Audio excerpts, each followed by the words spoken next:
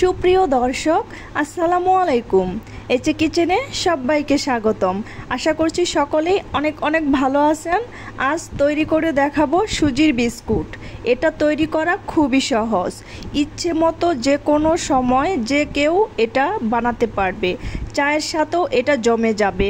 বাড়িতে অতিথি এলে তাদেরকে যদি বানিয়ে খাওয়ান বুঝতেই পারবে না যে এই বিস্কুটটা বাড়িতে বানানো হয়েছে। তো চলুন রেসিপিটি দেখে নিচ্ছি। বিস্কুটটা তৈরি করার জন্য আমি প্রথমে বাটিতে একটা ডিম ভেঙে নিচ্ছি।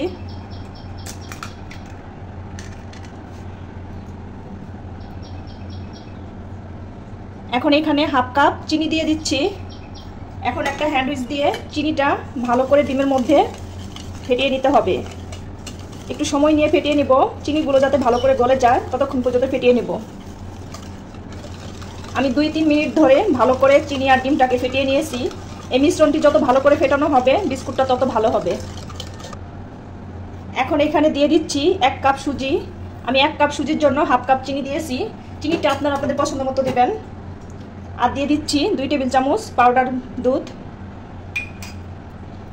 আর দিয়ে দিচ্ছি স্বাদ মতো লবণ।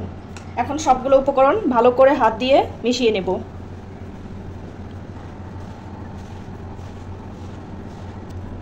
এই তো আমি ভালো করে মাখিয়ে নিয়েছি। প্রথম অবস্থায় মাখালে এরকম নরম হবে, তাতে ভয় পাওয়ার কিছু নেই। আমি এখন 5 মিনিটের জন্য রেস্টে রেখে দেব। 5 মিনিট পর এটা একটু টেনে যাবে। 5 মিনিট পর ফিরে এলাম। এই দেখুন একটুখানি টেনে নিয়েছে। এখন এখানে 2 টেবিল চামচ ময়দা দিয়ে দিচ্ছি।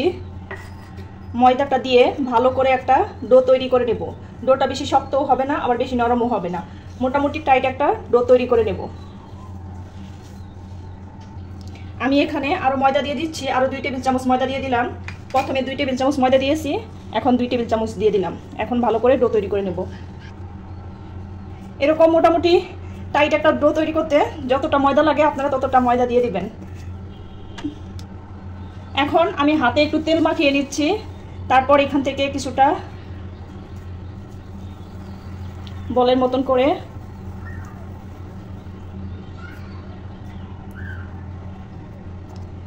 এখন একটা কাঁটা চামচ দিয়ে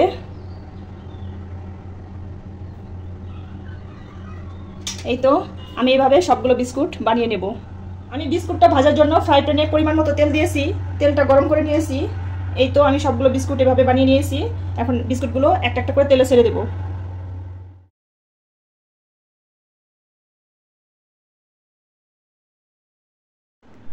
আমি সবগুলো বিস্কুট একবারে না ভেজে দুবারে ভেজে নেব। এখন চুলার আঁচটা লো করে বিস্কুটগুলো ক্রিস্পি করে ভেজে নিতে হবে। বেশ কিছুক্ষণ পর বিস্কুটগুলো উল্টে দিচ্ছি।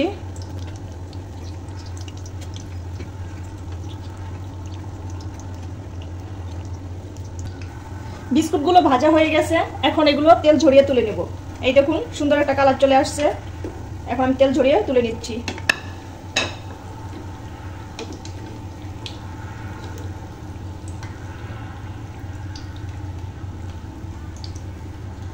এখন বিস্কুটটা একটা নাস্তার প্লেটে নিয়ে নিচ্ছি।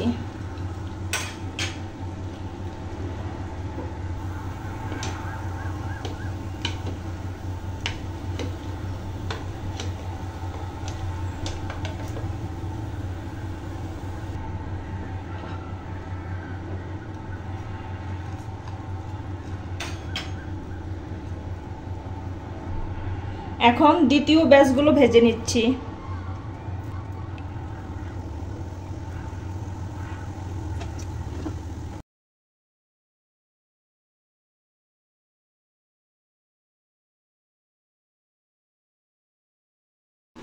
আমি সবগুলো বিস্কুট ভেজে নিয়েছি।